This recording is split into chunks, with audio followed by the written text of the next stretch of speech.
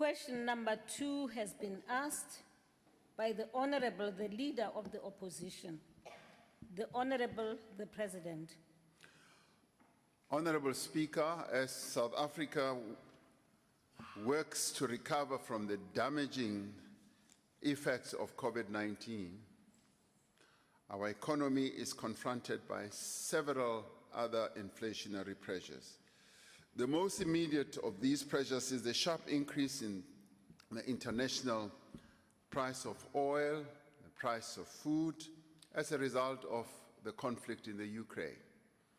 The interconnectedness of the global economy means that no country will be spared from the effects of this conflict and its impact on the supply of goods such as oil and wheat is going to affect many countries around the world. Families across South Africa are already feeling the effects of rising prices in supermarkets as well as at the petrol pump, and many are worried about how they will continue to provide for their families and make ends meet. We are using all of the levers at our disposal as a government to try and cushion South Africans from the effects of the rising costs of living. It is a major concern to us. That is why government's program of economic recovery and reconstruction focuses on responding to the immediate needs of poor and unemployed South Africans. The 2022 budget extends government support to poor and vulnerable South Africans by allocating an average of 52% of the consolidated spending to the social wage over the medium term. We extended, as we all know, the special COVID social relief of distress grant for another 12 months, with additional funding for health, education, as well as the presidential employment stimulus. Increases in all social grants, including the old age grant, will help poor households. It will help them to adjust, yes, to absorb and to be cushioned against, to some extent, against the rising food prices.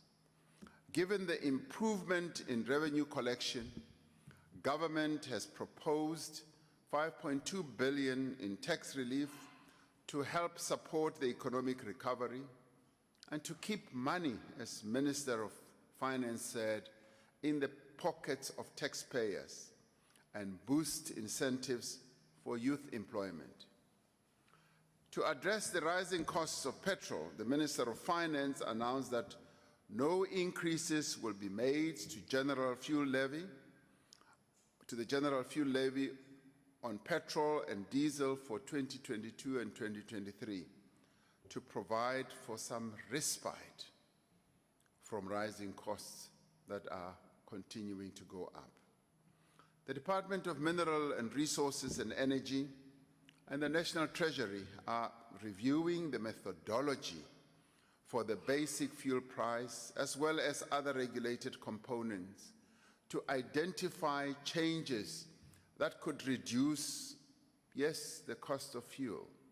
Now, this is work that's underway. These changes will be implemented as soon and as quickly as possible. In short, our fiscal stance will insulate public finances against the possibility of domestic and international monetary tightening, while simultaneously supporting households, ordinary taxpayers, through higher allocations to pro-poor spending. It is important, Madam Speaker, to acknowledge that the South African economy has thus far proved to be resilient to external shocks, including the turbulence linked to the conflict in the Ukraine.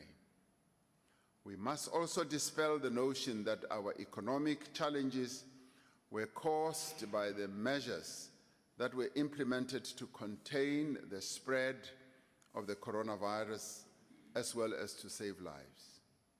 That notion exists in some quarters. It was the pandemic and not the measures that we implemented that caused a severe shock to our economy and indeed to all economies across the world. And we were not an island. Many other economies suffered exactly what we have been suffering. If we had done nothing in response to this grave threat, the economy would still have been disrupted and many more lives would have been lost. As a result of our collective actions to overcome the pandemic, including the rollout of vaccines to millions of South Africans, we've been able to lift all but the most essential restrictions.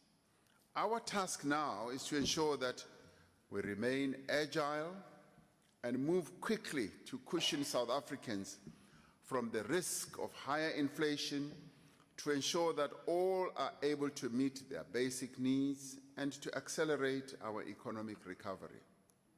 And that is the direction that we have chosen to take. Thank you, Honourable Speaker.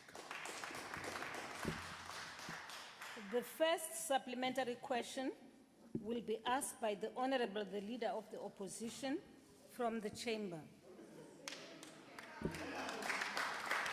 Thank you. It seems like. Thank you very much, Madam Speaker. Mr. President, South Africans face a tough winter, especially poor South Africans. Price of food, fuel and electricity are going to increase incredibly steeply and much faster than any social grant increases, which actually means that poorer South Africans are going to get poorer. Grants go up, as you said, by 4.5% next month. But electricity and fuel prices will go up by more than double that. Electricity by 9.6%, fuel by 11%. And that's due to the corruption and maladministration of your government. We already pay more for petrol than our neighbouring countries, Swaziland, Botswana, Mozambique. They pay 16 Rand a litre, we pay 21 Rand a litre. And that's the price that South Africans are paying for the corruption and incompetence of government.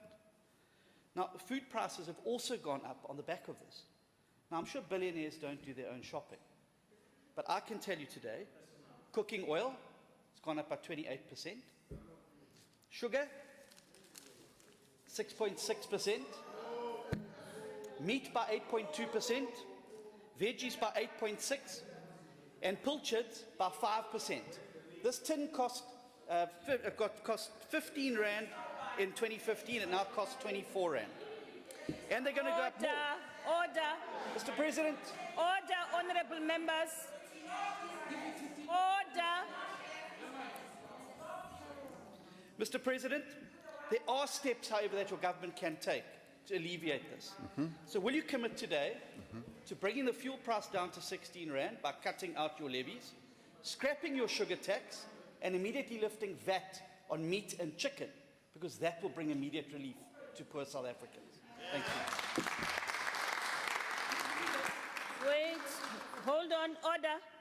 Oh, no. Don't throw. Order, Minister Zulu. Order, Minister. Okay, honourable members, order.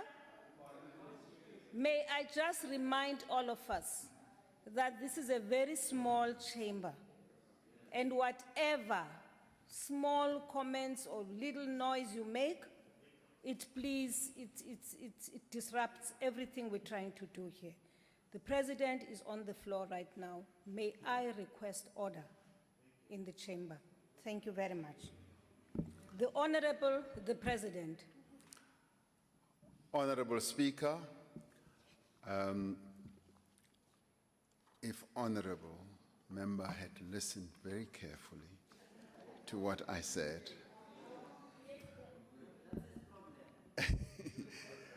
if he had listened carefully, I did say, the answer was very straight. The answer said, we are determined to take steps to cushion South Africans to the various price pressures that our people are facing.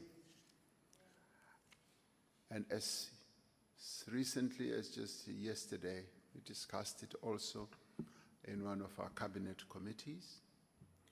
As a government, we are deeply concerned about the continued rises in prices, particularly arising from the conflict that is ensuing between Russia and the Ukraine.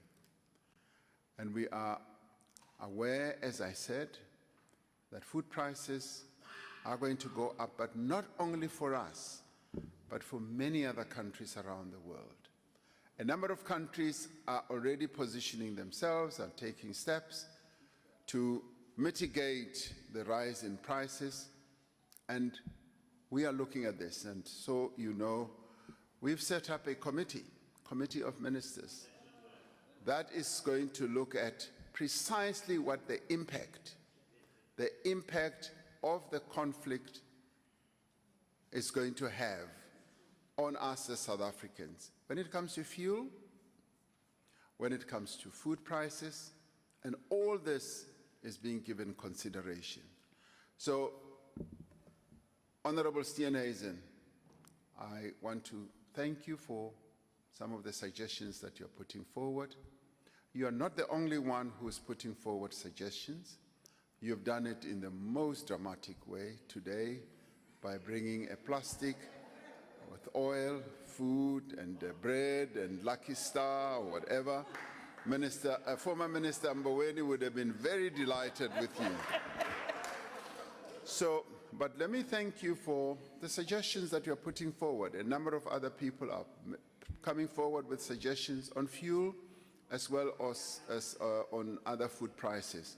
So all these are being given consideration, and as a compassionate government, we will find a way of addressing this as well. I can assure you it's not only a concern to you, it's also a concern to me, as well as my fellow members of cabinet. So we have heard as we are hearing other people. But thank you very much for your suggestion.